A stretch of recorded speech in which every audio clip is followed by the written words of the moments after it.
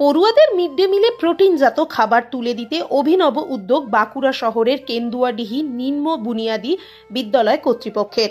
বর্তমানে স্কুলের মধ্যেই বিশেষ পদ্ধতি অবলম্বন করে চাষ করা হচ্ছে মাশরুম, যা ব্যবহার হচ্ছে মিড ডে মিলে।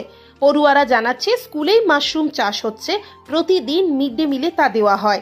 এই মাশরুম খেতে যথেষ্ট সুস্বাদু বলেই জানাচ্ছে তারা। প্রধান শিক্ষক চন্দন দত্ত বলেন, স্কুলে কিচেন গার্ডেন তৈরির বরাদ্দকৃত টাকা থেকেই এই মাশরুম চাষ করা হয়েছে।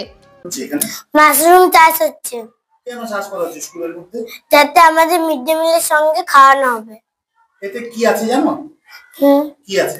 এতে ভিটামিন আছে, পুষ্টিকর বেশি আছে এতে। মিড ডে মিলে দেওয়া হয়? কেমন লাগে খেতে? খুব সুস্বাদু। মাশরুম তোমাদের স্কুলে মিড ডে মিলে দেওয়া হয় মাশরুম? হ্যাঁ। কেমন লাগে খেতে? সুস্বাদু। পুষ্টি আছে?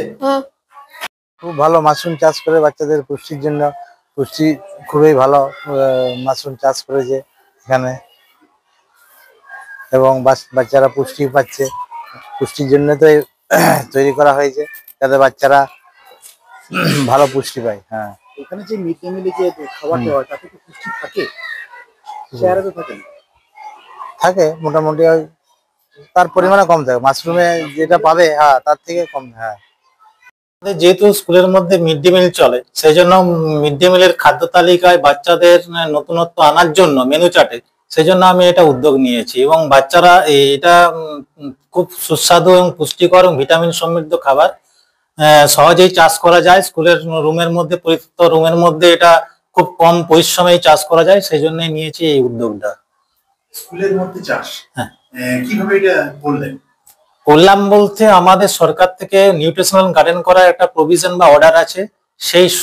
সেই জন্য কিছু সামান্য টাকাও বরাদ্দ হয়েছে আমার স্কুলের জন্য। আমি নতুনত্ব, যেহেতু ট্র্যাডিশনাল যেটা কৃষিকাজ বা নিউট্রিশনাল গার্ডেন যেটা বাইরে হয়তো শাকসবজি, সেটা না করে এটা করেছি। কারণ এই কারণে এটার পরিশ্রম কম এবং কম জায়গার মধ্যে সহজে উৎপাদন করা যায় এবং এর পুষ্টিগুণ এবং ভিটামিন খুব বেশি পরিমাণে পাওয়া যায় এবং খেতেও সুস্বাদু, সহজে হজম হয়।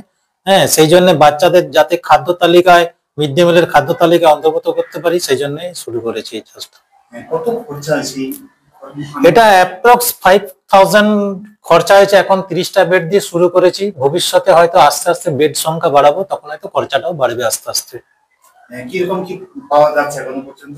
এখনো পর্যন্ত প্রোডাকশন ভালোই দেখা যাচ্ছে এবং এটা সাধারণত ওয়েস্টার্ন মাশরুম শীতকাল পর্যন্ত হয়, তারপরে আস্তে আস্তে প্রোডাকশনটা কমে যায় গরম পড়লে। কারণ গরমের টেম্পারেচার এটা খুব একটা হতে চায় না, তখন হয়তো আপনি বিকল্প পোয়াল চাষটা যেটা গরমের সময় হয় সেটা শুরু করব, যাতে আমরা মিড ডে মিলে প্রায় সারা বছরই সপ্তাহে মেনু চার্টের মধ্যে মাশরুমটা রাখতে পারি।